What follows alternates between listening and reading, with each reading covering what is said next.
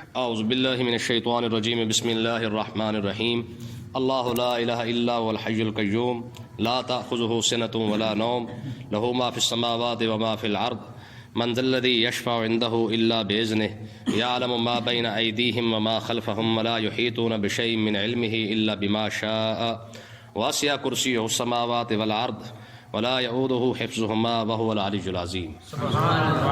یہ آیت الکرسی ہے، اس کے متعلق آقا علیہ الصلوۃ والسلام کی ایک حدیث پاک ہے، حضور نے ارشاد فرمایا یہ قرآن کی سب سے بڑی آیت ہے۔ ٹھیک ہے، آقا علیہ الصلوۃ والسلام نے جب بیت المال بنایا نا تو حضور علیہ السلام نے ارشاد فرمایا اس کی حفاظت کون کرے گا؟ تو حضرت ابو ہریرہ رضی اللہ تعالیٰ عنہ کی ڈیوٹی لگائی گئی، تو وہ اس کی حفاظت کرنے لگ گئے۔ ایک رات آقا علیہ الصلوۃ والسلام نے حضرت ابو ہریرہ کو فرمایا ابو ہریرہ آج رات چور آئے گا، ذرا خیال کرنا۔ پہلے ہی فرما دیا میں آج چور آئے گا، ذرا چکنا رہنا۔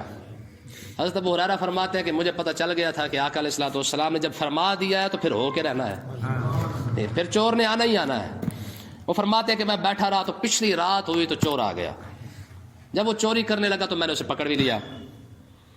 جب میں نے اسے پکڑا تو میں نے کہا صبح تجھے میں آقا علیہ السلام کی بارگاہ میں پیش کروں گا، تو چوری کر رہا ہے تجھے سزا ملنی ہے۔ وہ کہنے لگا جی میرے بچے بھوکے تھے، میں یہ تھا وہ مسئلہ تھا، تیری مہربانی مجھے چھوڑ دو۔ کہتے ہیں کہ جب اتنی بات کی نا تو حضرت ابو ہریرہ فرماتے ہیں مجھے ترس آ گیا، میں نے اسے چھوڑ دیا۔ جب میں صبح آقا علیہ السلام کی بارگاہ میں حاضر ہوا تو آقا علیہ السلام نے فرمایا ابو ہریرہ رات والے چور کا کیا بنا؟ عرض کی یا رسول اللہ وہ آیا تھا، اس نے منت ترلا کیا تو میں نے اسے چھوڑ دیا۔ حضور نے فرمایا آج رات پھر آئے گا، ذرا خیال کرنا، آج رات پھر آئے گا۔ فرماتے ہیں کہ میں دوسری رات پھر بیٹھ گیا، پھر وہی رات کا پچھلا پیر وہی چور دوبارہ آ گیا۔ جب وہ آیا تو اس نے آ کے پھر چوری کرنی شروع کی تو میں نے پھر اسے پکڑ لیا۔ میں نے کہا کل تجھے میں نے چھوڑ دیا تھا، آج نہیں چھوڑوں گا۔ اس نے پھر منت ترلا کیا، اس نے کہا جی میرے بچے بھوکے ہیں، یہ مسئلہ ہے وہ مسئلہ ہے، تو فرماتے ہیں مجھے ترس آیا، میں نے پھر چھوڑ دیا۔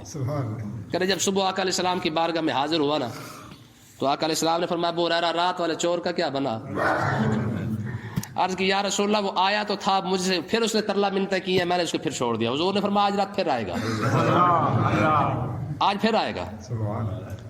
تو فرماتے تیسری رات ہوئی تو وہ پھر آ گیا، تو جب وہ پھر آیا تو پھر جب چوری کر رہا تھا میں نے اسے پکڑ لیا۔ میں نے کہا 2 راتیں ہو گئی، آج میں تجھے نہیں چھوڑوں گا۔ اس نے کہا مجھے چھوڑ دے، میں تجھے ایک ایسی چیز بتاتا ہوں کہ جب وہ تو کرے گا تو کبھی چور تیرے گھر میں نہیں آئے گا۔ چور نے کہا، اس نے آپ نے فرمایا کیا ہے؟ اس نے کہا تو آیت الکرسی پڑھ کے سو جایا کر، رب تیرے گھر میں چور نہیں بھیجے گا، چور نہیں آئے گا تیرے گھر میں۔ کہتے جب اس نے یہ بات کی تو وہ چلا گیا، میں نے اسے چھوڑ دیا۔ تو صبح میں جب حضور کی بارگاہ میں حاضر ہوا تو حضور نے پھر فرمایا ابو ہریرہ رات والے چور کا کیا بنا؟ عرض کی یا رسول اللہ وہ تینوں راتوں آیا ہے، راتیں آتا رہا ہے، لیکن صبح رات وہ ایسی بات کر گیا، اس نے کہا کہ تو یہ آیت الکرسی پڑھ لیا کر، تیرے گھر میں چور نہیں آئے گا۔ آپ نے پھر کر جی حضور میں نے پھر چھوڑ دیا ہے۔ آقا علیہ السلام نے فرمایا تھا جھوٹا پر بات سچی کر گیا ہے، تھا جھوٹا پر بات سچی کر گیا ہے۔ عرض کی یا رسول اللہ وہ کیسے؟ حضور نے فرمایا تو جانتا وہ چور کون تھا؟ عرض کی یا رسول اللہ مجھے نہیں پتا۔ آپ نے فرمایا وہ شیطان تھا۔ یہ نگاہ مصطفیٰ ہے جو 3 راتیں پہلے بھی دیکھ رہی ہے، 3 راتوں کے بعد بھی دیکھ رہی ہے، جو وظیفہ بتا کے جا رہا ہے وہ بھی دیکھ رہی ہے جی۔ تو دیکھیں ذرا جی یہ آیت الکرسی کیونکہ ہم پڑھتے رہتے ہیں، ذرا اس کا ترجمہ دیکھ لیں۔ اللہ لا الہ الا ہو، میں اللہ ہے جس کے سوا کوئی معبود نہیں ہے۔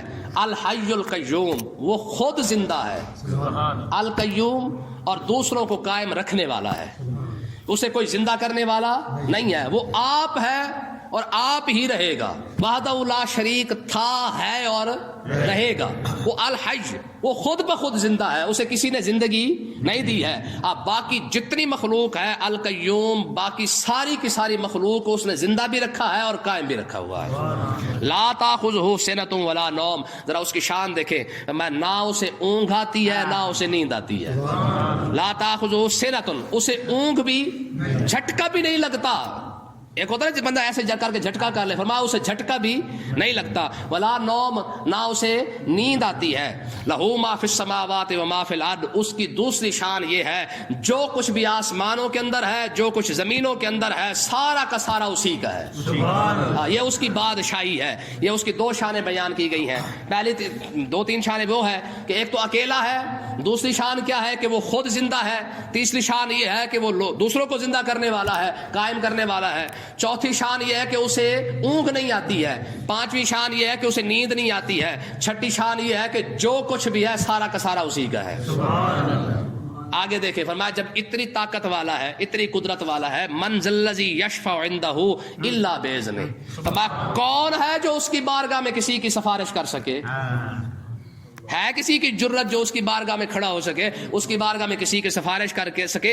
الا باذنہ، فرمایا ہاں جسے وہ خود اجازت عطا فرما دے، وہ جیسے مرضی جس کی شفاعت کرتا جائے رب قبول فرما لے، ہے جی ہاں۔ جب رب اجازت عطا فرما دے تو پھر کوئی مسئلہ، ہاں، اور اجازت صرف ایک ہی ہستی ہے جس کو میرے رب نے اجازت عامہ عطا فرمائی ہے کہ محبوب تو جدھر اشارہ کرتا جائے گا رب بخشش کی لائن لگاتا جائے، وہی ہستی اس نے فرمایا اول شافع و اول مشفع ولا فخر، حضور نے شاہ فرمایا قیامت کے دن سب سے زیادہ پہلے شفاعت بھی میں کرنے والا ہوں، اور رب سب سے زیادہ جس کی شفاعت اور سب سے پہلے جس کی شفاعت قبول فرمائے گا وہ بھی میری ہی ہوگی، ٹھیک ہے نا جی۔ لا یملکون الشفاعۃ الا من اتخذ عند الرحمن عہدا، فرمایا کہ کوئی شخص جو ایسا ہے نہیں جو خود اس کی بارگاہ میں سفارش کر سکے، ہاں الا من اتخذ عند الرحمن عہدا، رب نے جن بندوں کے ساتھ وعدہ کر رکھا ہے کہ میں تمہیں شفاعت کی اجازت دوں گا، قیامت کا دن آئے گا وہ بندے شفاعت کرتے جائیں گے، پہلے انبیاء کریں گے اس کے بعد علماء کریں گے، ٹھیک ہے۔ یہ وہ لوگ ہیں جن کو اللہ تبارک و تعالیٰ نے اجازت عطا فرما رکھی ہے۔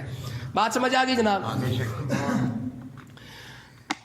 آقا علیہ الصلوۃ والسلام کی ایک حدیث پاک ہے، حضور نے ارشاد فرمایا کہ اللہ تبارک و تعالیٰ نے جناب جبریل کو بھیجا، آپ نے فرمایا کہ حضرت مولا علی فرماتے ہیں، مولا علی فرماتے ہیں کہ میں نے آقا علیہ السلام کی بارگاہ میں عرض کی یا رسول اللہ یہ جو آیت ہے نا والا سوف یعطیک ربک فترضی، کہ آپ محبوب ہم آپ کو اتنا عطا فرمائیں گے کہ آپ راضی ہو جائیں گے، اس کا کیا مطلب ہے؟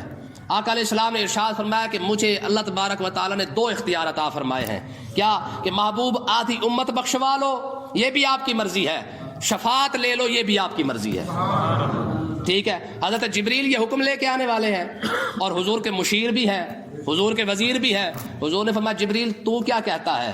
تو حضرت جبریل نے عرض کی یا رسول اللہ شفاعت لے لیں، آدھی بخشوا لیں گے، آدھی کہاں جائے گی؟ جب شفاعت لے لیں گے جس کی شفاعت کرتے جائیں گے وہ تو بخشا ہی جائے گا، نیکوں کو تو ہے وہ تو کم سے کم ان کی شفاعت نیک کو عمل کی وجہ سے بخشے جائیں گے، پھنسنے والے تو پیچھے گناہگار ہیں، جب آپ گناہگار کو دیکھیں گے ان کی شفاعت فرمائیں گے اللہ تبارک و تعالیٰ ان کی بھی بخشش فرما دے گا، اس لیے کریم آقا نے ارشاد فرمایا شفاعتی لأہل الکبائر من امتی، حضور نے ارشاد فرمایا کہ میری شفاعت بڑے بڑے گناہگاروں کے لیے کیا ہے؟ بڑے بڑے گناہگاروں کے لیے ہے۔ تو آقا علیہ السلام نے فرمایا علی یہ میرے ساتھ میرے رب کا وعدہ ہے جب تک محبوب آپ راضی نہیں ہوں گے میں آپ کو عطا کرتا جاؤں گا، میں یہ وعدہ ہے اس کا کہ جب تک میں راضی نہیں ہوں گا وہ مجھے دیتا جائے گا۔ حضور نے فرمایا علی تو جانتا ہے میں راضی کب ہوں گا؟ حضور آپ ارشاد فرمایا، حضور نے فرمایا جب تک میرا آخری امتی جنت میں نہ گیا میں راضی کوئی نہیں ہوں گا۔ میں یہ رب نے کیونکہ مجھے اختیار بھی دیا ہے اور میرے ساتھ وعدہ بھی کیا ہے کہ محبوب ہم نے آپ کو راضی کرنا ہے، تو اب یہ بھی یاد رکھے کہ اب میں اس وقت تک راضی نہیں ہوں گا جب تک میرا آخری امتی جنت میں نہ چلا جائے۔ آگے دیکھیں جی، یعلم ما بین ایدیہم وما خلفہم، جو کچھ ان کے آگے ہے وہ اس کو بھی جانتا ہے، جو کچھ ان کے پیچھے ہے اس کو بھی۔ بندوں کی بات ہو رہی ہے، یعنی بندے جو آگے بھیج رہے ہیں اپنے اعمال کو وہ اس کو بھی جانتا ہے اور جو پیچھے کر رہے ہیں اس کو بھی جانتا ہے۔ کوئی بندہ یہ نہ سمجھے جو میں کر رہا ہوں یہ کسی کو پتہ نہیں ہے، میں ہاں تو کسی کو پتہ چلے یا نہ چلے تیرا رب جانتا ہے کہ تو کیا کر رہا ہے، تیرا رب جانتا ہے تو آگے کیا بھیج رہا ہے۔ ولا یحیطون بشیء من علمہ الا بما شاء، کتنی بڑی بات ہے یار، یہ آیت الکرسی ہے، یہ اس کا ترجمہ ہے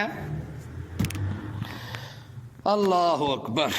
ولا یحیطون بشیء من علمہ اور کوئی بھی شخص جو ہے کوئی دنیا کی طاقت اور مخلوق جو ہے وہ اس کے علم کا احاطہ نہیں کر سکتا الا بما شاء. کوئی اس کے علم کا احاطہ تو بہت دور کی بات ہے, کوئی اس کی معرفت کو نہیں پہچان سکتا الا بما شاء. ہاں رب جسے اپنی معرفت عطا فرما دے, جتنا دکھا دے, جتنی عطا فرما دے, اتنا ہی پہچان سکتا ہے.